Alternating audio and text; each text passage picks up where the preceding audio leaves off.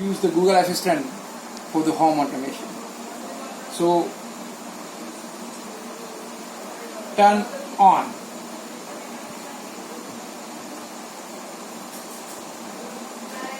Yes, Jignesh or Ruga, sure. Turn off.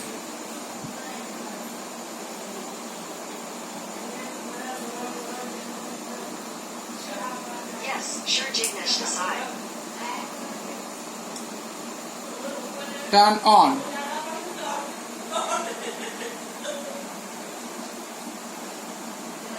Yes, Jignesh or Ruga, sure.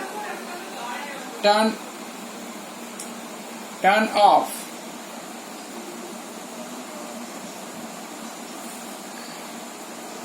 Yes, sure, Jignesh, decide. So this is how we can use the Google Assistant for the home automation. We required this program for this and some of the server and this particular app. In this particular app, I have developed a code for the switch. You can see that. This is the code of switch and this is the coding on the server.